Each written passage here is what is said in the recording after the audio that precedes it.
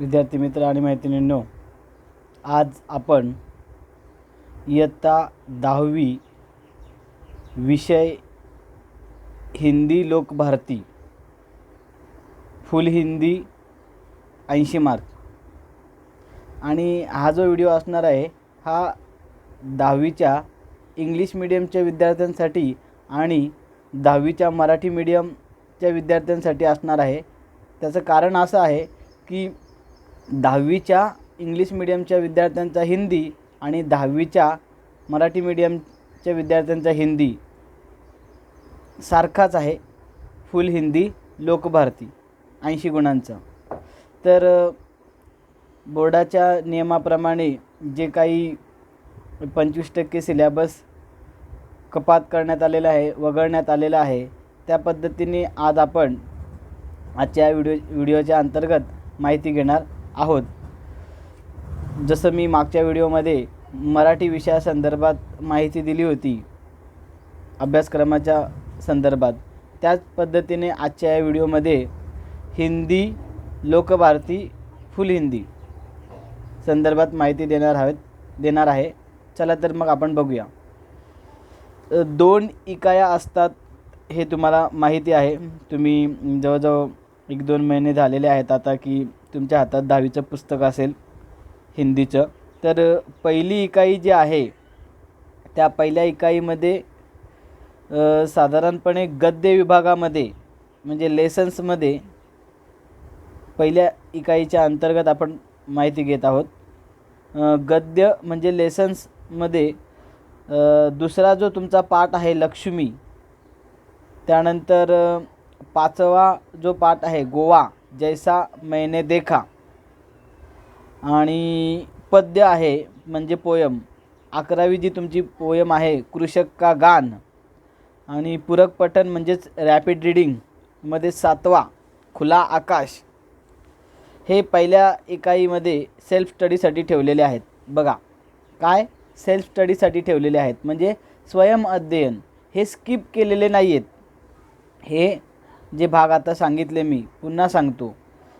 गद्य विभागामध्ये म्हणजे धड्यामध्ये दुसरा धडा लक्ष्मी, 5वा धडा गोवा जैसा मैंने देखा, पद्य विभागामध्ये 11वी पोयम कृषक का गान, पूरक पठणमध्ये 7वा पूरक पठण खुला आकाश। हे सेल्फ स्टडीसाठी ठेवलेले आहेत, स्वयं अध्ययनासाठी ठेवलेले आहेत। बोर्डाच्या प्रश्नपत्रिकेमध्ये यावर कोणत्याही प्रकारचे प्रश्न विचारले जाणार नाही, किंबहुना तोंडी परीक्षेमध्ये सुद्धा यावर कोणत्याही प्रकारचा प्रश्न किंवा तोंडी परीक्षेच्या अंतर्गत प्रश्न विचारले जाणार नाही, हे लक्षात घ्या। आता आपण दुसऱ्या इकाईमध्ये काय स्वयं अध्ययनासाठी ठेवले किंवा सेल्फ स्टडीसाठी ठेवले ते बघू। दुसऱ्या इकाईमध्ये गद्य आहे। तिसरा जो तुमचा पाठ आहे धडा आहे श्रमसाधना, हा एकच स्वयं अध्ययनासाठी ठेवलेला आहे, सेल्फ स्टडीसाठी ठेवलेला आहे। आणि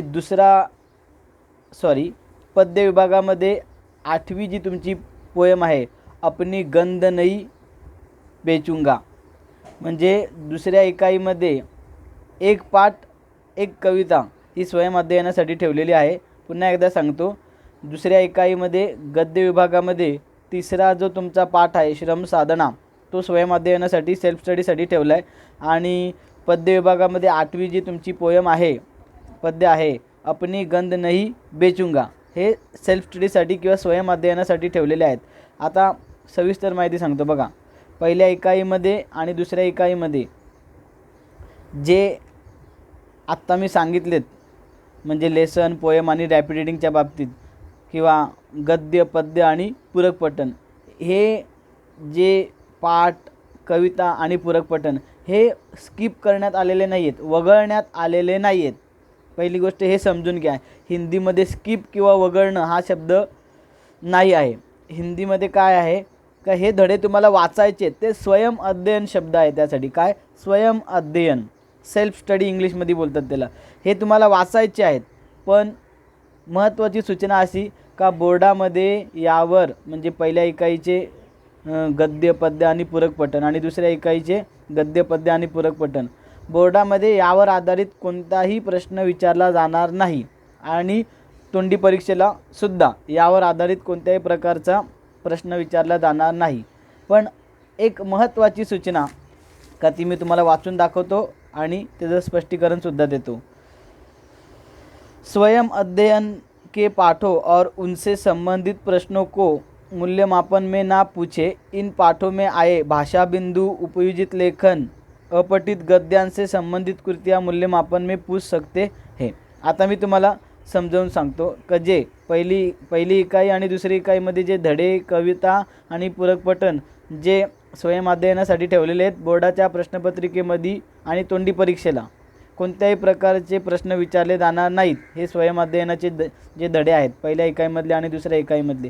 पण सर्वात महत्त्वाची सूचना किंवा सर्वात महत्त्वाचा विषय तो आत्ता मी तुम्हाला सांगतोय का या धड्यांच्या खालचे पूरक पठणच्या खालचे किंवा कवितेच्या खालचे म्हणजे धड्या झाल्यानंतर प्रश्नोत्तर असतात आणि प्रश्नोत्तर झाल्यानंतर भाषा बिंदू तुम्ही बघा लागल. तर हा व्हिडिओ बघितल्यानंतर तुम्ही पुस्तक बघा.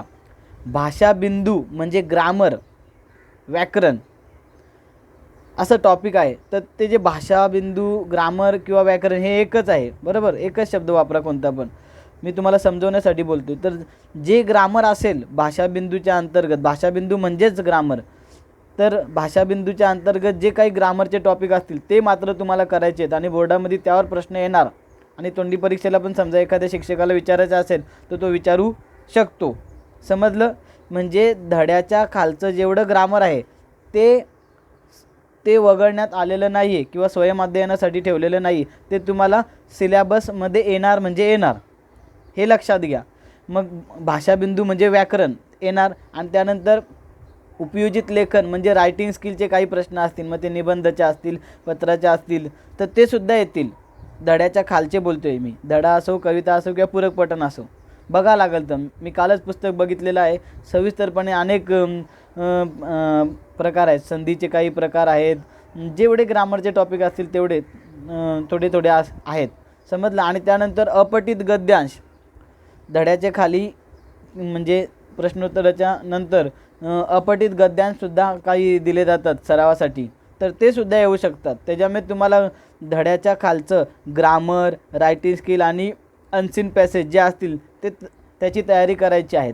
फक्त धडे काय करायचे, धडे, कविता आणि पूरक पठण हे काय करायचे आहे तुम्हाला स्वयं अध्ययन, सेल्फ स्टडी ते वाचायचं आहे. आता बोर्डाने हे स्वयं अध्ययनासाठी ठेवण्याचं कारण असं आहे का हे धडे, कविता आणि पूरक पठण वाचून समजू शकतात, सोपे आहेत असे यासाठी किंवा समजण्यासाठी, म्हणून ते स्वयं अध्ययनासाठी ठेवलेले आहेत. तर अशा प्रकारची ही माहिती आहे, महत्त्वाची माहिती आहे. म्हणजे तुम्हाला नक्कीच समजून येईल का आपल्याला स्वयं अध्ययन कोणकोणत्या धड्यांचं, कवितांचं आणि पूरक पठणाचं करायचं आहे आणि प्रत्यक्ष अभ्यासक्रमासाठी आपल्याला कोणते धडे, कविता आणि पूरक पठण आहेत. तर ही सविस्तर माहिती मी तुम्हाला सांगितलेली आहे. पुन्हा एकदा महत्त्वाची सूचना का धड्याखालचे जे स्वयं अध्ययनासाठी जे धडे आहेत त्या धड्याखालचं जे ग्रामर, रायटिंग स्किल आणि अनसीन पॅसेज आहेत त्यांची तयारी तुम्हाला करायची आहे.